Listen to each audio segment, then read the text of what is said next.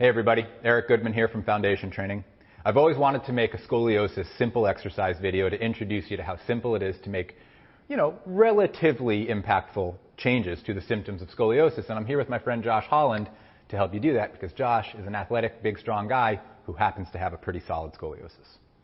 Yeah, so my name is Josh Holland, and I became familiar with the Foundation Training principles years ago when I read the first book. And as a fitness trainer, health coach, quote-unquote movement specialist, it's always been something that I had been looking for to kind of help undo my scoliosis or to mitigate any of the damaging effects down the line as best I can. And as I started to dive more into working with Eric and Jesse and some of the others, I realized, wow, I still have more that I can do. So I was excited to have you take me through what it would be like to try to correct or to help improve my situation. I love it. And this is going to be like a real-time sort of like first or second time going through some of the foundation training for scoliosis. So I'm excited to get feeling better, moving better. Yeah, this is real world. This is what would happen if you came to me with a mild functional scoliosis. Nothing major. You don't necessarily need surgery, but you do need to maintain as much strength and alignment as possible. This is what we're going to do, and this is what I would be asking you to do on a daily basis at the bare minimum. All right, Josh, I think we're ready to get into some exercises. You good to go? I'm good. All right, let's get that shirt off, yeah? Yeah. Okay, so spin around. What you're going to see on Josh's back here is you're going to see two pinnacles of the scoliosis. You got a little bit one right here and kind of the primary angle right in here. One of the mistakes that a lot of people make when they look at a scoliosis is they look at the scoliosis instead of the platform that is affecting the scoliosis. And the pelvis has so much to do with kind of anchoring and stabilizing the spine that it absolutely has to do with scoliotic changes as well. One of the first things I'm going to have you do, Josh, so they've seen what this looked like. Let's spin around. Let's go front on, and let's just do basic measuring sticks, okay? Thumbs at the ribs, pinkies at the pelvis. The point of this is to initiate a lift and then an expansion around the curvature. So I want you to look at the front of his body first. The front and back of the body are basically mirrors. You're going to see curves in muscles. You're going to see subtle changes in the abdomen, subtle changes in the shoulders and pecs. So we're going to affect those changes by stretching. But we're not going to stretch like this. We're going to stretch with our breath. So each inhalation is going to spread the tissue here. So I'm pointing at the chest and the shoulder, and we're going to lengthen that tissue with an inhale. So go ahead and do that for me. Perfect. Now on the exhale, I just want you to focus on keeping the back of the ribs right between the shoulder blades just as wide as you can. All right, nothing more. The inhale is going to, again, spread the front of the chest. And what we're doing with all of this is we're just creating space for the eventual muscle contractions we're going to be leveraging and calling upon from the deeper muscles of the spine. Keep the ribs lifting right over here, right where you feel that shelf from the ribs to the abdomen. Lift that up really big and keep maintaining that. Sometimes what I'll have patients do when they're first learning this is I'll have you very actively lift. So put your whole hand on the belly and the ribs and use your shoulders and biceps and lats and everything and really lift the rib cage. Lift. Now what I'm not having him do is extend his spine as he lifts. So if you look at the back of him, so turn just a little bit in that position, we're not diving his spine forward by leveraging the ribs. You see the difference there? Do that again. It's not an extension.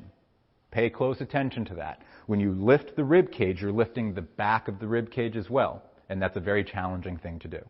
I'm not so worried about the feet yet. I'm not even so worried about the head position yet. The first couple minutes of scoliotic change needs to be made front to back with length.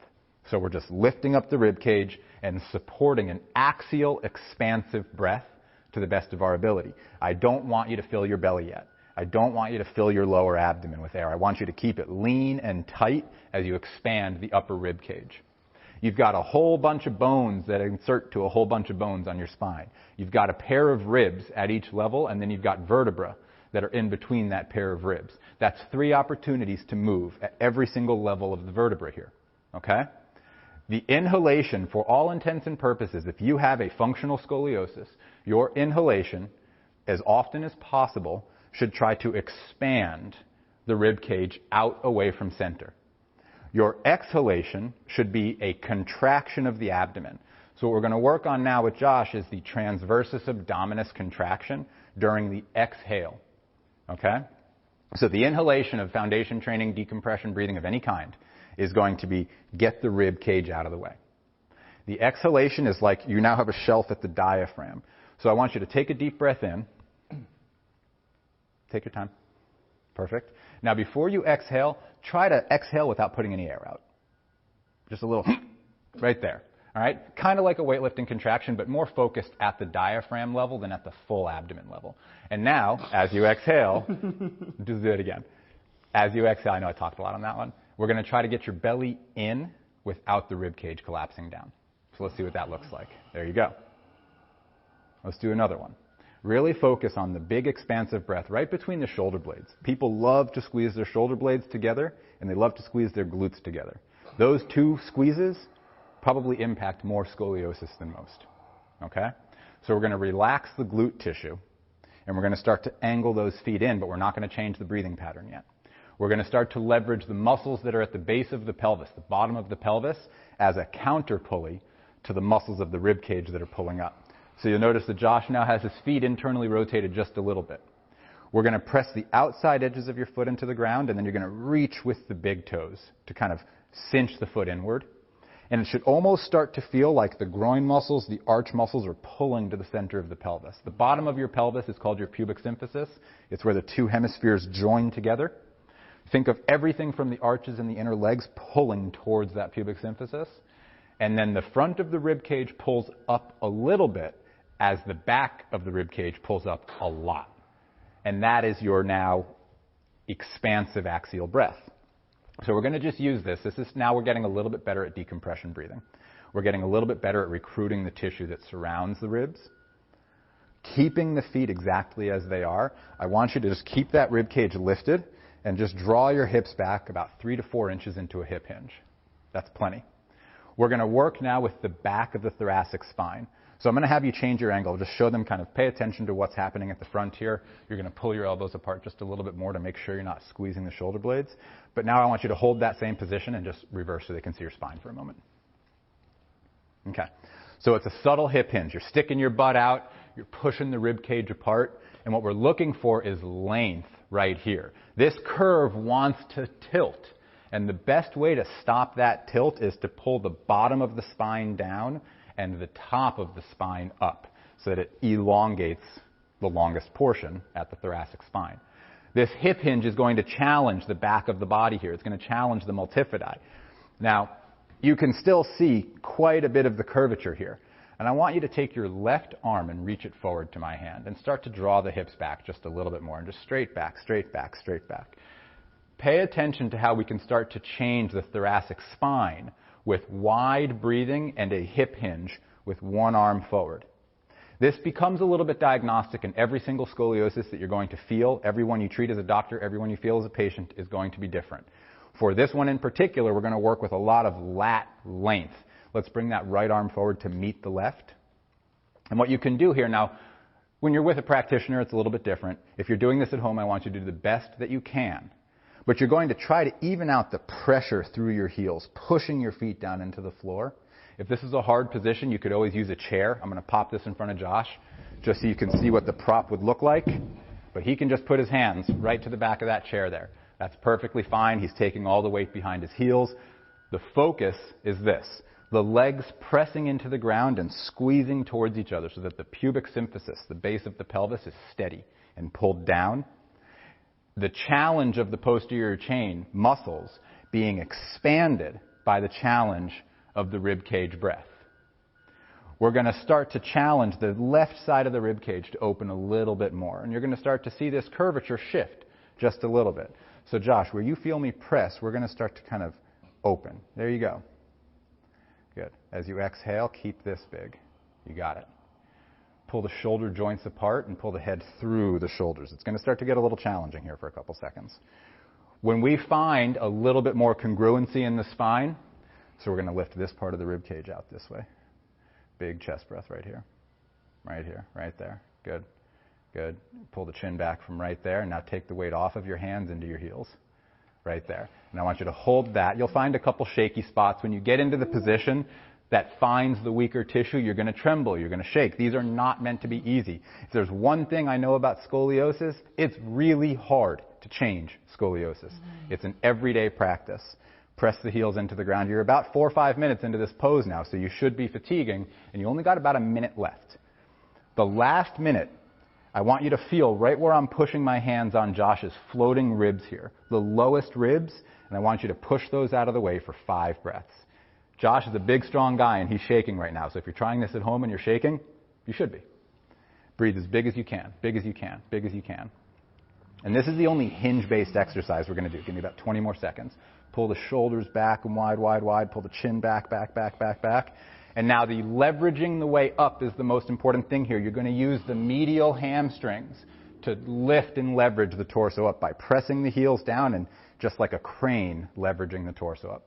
Perfect. So there's no shift in the spine as you leverage up. Shake that out. Take a couple deep breaths and relax for a moment. I know it's difficult, but that was good. That was a good start. It's a workout. It's a workout, man. So, and I love doing this with people that aren't super proficient at the work. This is a relatively new thing for you, and it's a little bit advanced, but you're doing a good job, and I want to show people you don't have to know everything about the work to get it right. You just have to kind of listen for the intricacies, find the weak points in your body, and do everything you can to strengthen and expand upon those weak points, and that's all scoliosis is. There's a couple weak points that have kind of bowed in or converged or concaved a little bit, and we're just going to teach them to lengthen, stabilize the muscle. Lengthen, stabilize the muscle. So with that idea, the next moves are lunge-based, and they're all about going up. All right? It's all about going up. Let's go left foot forward, right foot back. Good. You can be in like a walking stride, like you're going to take a long step, and just stop there. The key here is that the hips are square. Perfect. The back heel is just a bit up off the ground. The front foot is really powerfully pressing into the ground. And you're taking the back of your skull as high up as you possibly can, almost like it's taking another inch into your height. Really lift until you feel like the legs start to pull together. When you're lifting so high up that your legs begin to pull together, your pelvis is very anchored. It's very stabilized. The more stable the pelvis, the more change we can make in scoliosis at the spine level. Bring your arms forward like you're going to fire a shot. Almost like at Paul, straight over him, a little higher up, right there. So there's a tug-of-war that's going to happen between the middle fingers touching in the front here and the bottom of the shoulder blades reaching back, okay? Now, that gapping is not going to happen here in shoulder protraction. It's going to happen here as the ribs lift with every breath, lengthening the abdomen. Yep, good. Let's do 2 breaths like that. Good. On the next inhale, fire the lats by pinching paper between the shoulders there, like Jesse always tells. Perfect. The stronger the lats, the more space you're going to have protected in the rib cage for healthy, accurate breathing.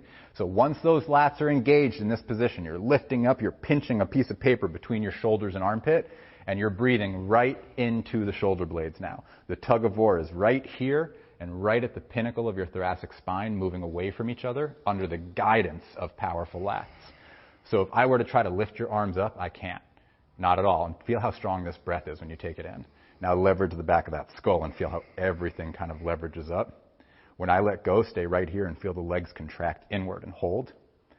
So now you have a tug of war, the base of the pelvis pulling down, the top of the ribs pulling up, and that's how we ultimately create space for angle changes. And very often you'll get a nice little auto adjustment in there because alignment loves to be pulled apart, not pressed together. Okay? Let's go ahead and switch legs. Shake it off a little bit. And feel free, tell people what you're feeling by all means, because they're going to be wondering. I'm starting to perspire, which is good. And, it's very subtle work, but holding these poses, I've seen some of the streaming content, and I've tried to go through some of those, and I admit that a lot of times I can't even get through all of it, but it just shows that there is a level to it. There's a level. So yeah. I hope to be able to continue doing all of it. You'll get there, man, no question. You're a strong guy, and strong people, when you have some existing muscle condition, you're going to learn the work very quickly, and it's going to get very hard very quickly, because ultimately foundation training is about the muscle pulleys pulling against each other. If you're already strong, you're going to be shaky and sweaty and tired pretty quickly. Go ahead and switch your leg position.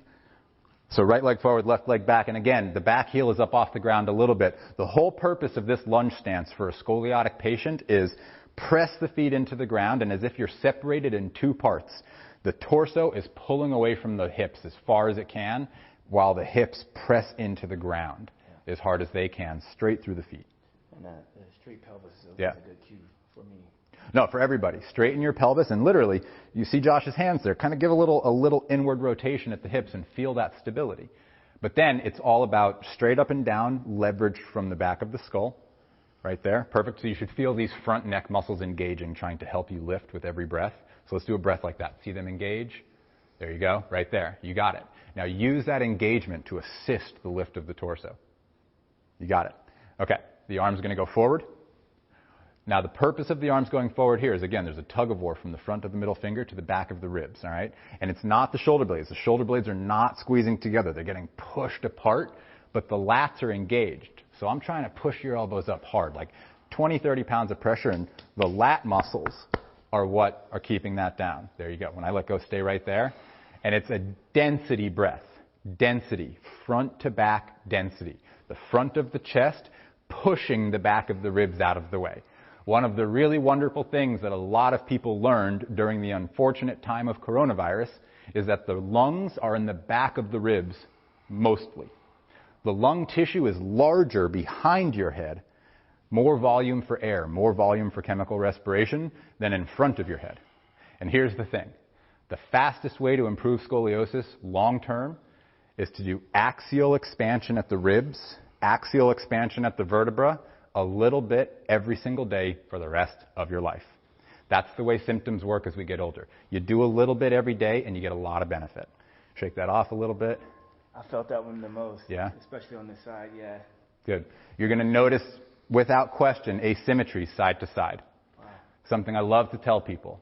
And this isn't my quote. This is a quote that I got from Tim Brown, and Tim got it from somebody else. But the body is not designed to be symmetrical. The body is designed to respond to asymmetries. We are reflexive, and we are not perfectly congruent.